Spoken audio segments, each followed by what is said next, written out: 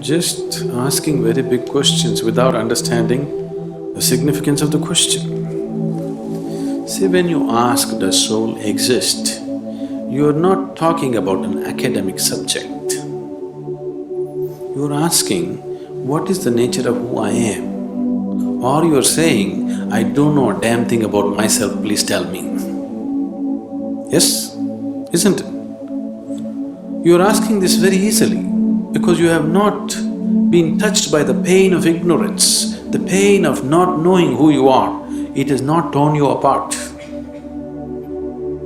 If it really touches you that you're just living here, doing all kinds of nonsense without knowing the ABC of who you are, it should be very painful, isn't it? That pain has not yet touched you.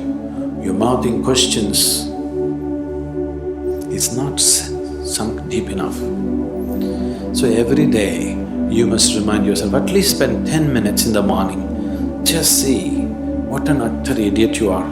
You don't know anything about yourself, but you're busy with all kinds of nonsense in your life. Every day, just 10 minutes, remind yourself as intensely as possible your ignorance of yourself.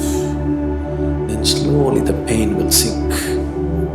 When it becomes so painful that you can't bear it, knowing will not be far away, it's one moment. If I say, yes, you have a soul, but can you walk better? What use is the soul? Did they put any kind of utility to the soul? These two are useful. That other soul that they're talking about, is it of any use? It's of no use. So don't talk about it. And if I tell you it is there, what does it do to you? If I tell you no, it doesn't exist, what does it do to you? Nothing, isn't it? Only thing is, the next dinner party that you go, you can entertain people around you talking about the soul. But as far as your existence is concerned, nothing changes, isn't it so? Yes, nothing at all will change, isn't it? So if you're asking the question, fundamentally you're asking the question, what am I, who am I? When you are here, are you alive? You're alive. When you're here alive, what is the way to know who you are? Is it not really ridiculous and insane that you must ask me, please tell me who am I? This is like two psychiatrists were walking on the Kovalam beach one day. One of them looked at the other up and down and said, "You seem okay, how am I?"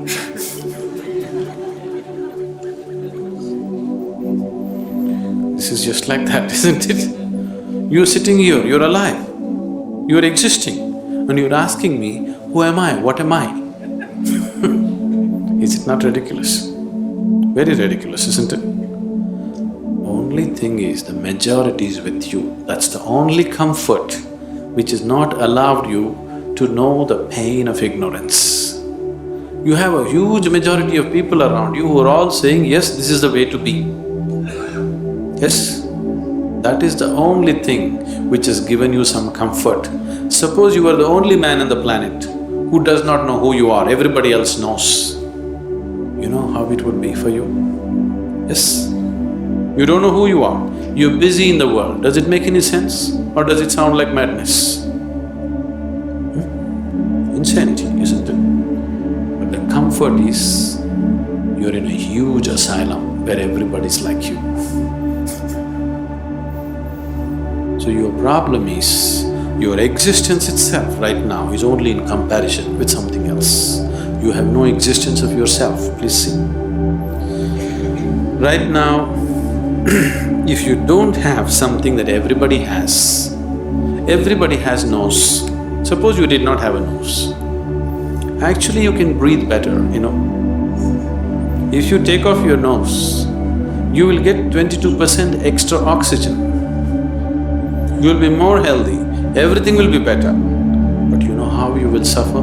Because everybody else has a nose. Yes or no? Or if you get something extra that other people don't have, you still suffer, isn't it? Suppose you grew one horn You know how terrible it would be? But if everybody had a horn, then we would be polishing it and decorating around, Your very existence is in comparison. There is no existence of yourself. Everything is in comparison.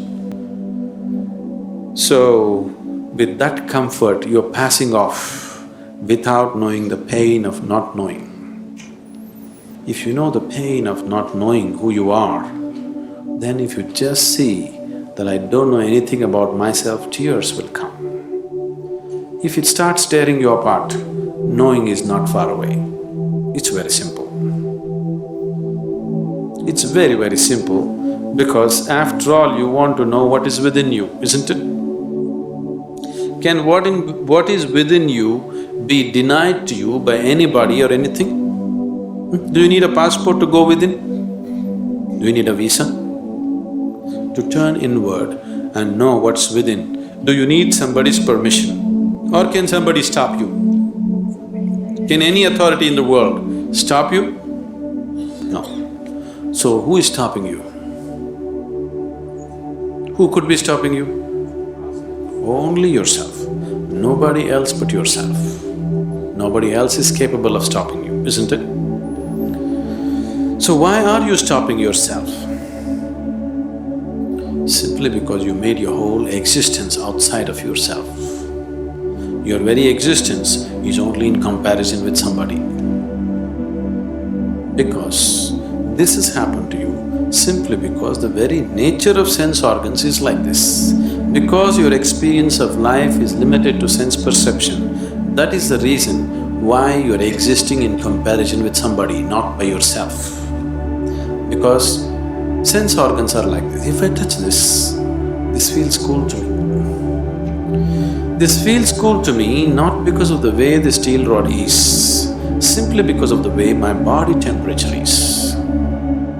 If I lower my body temperature and touch this would be warm to me.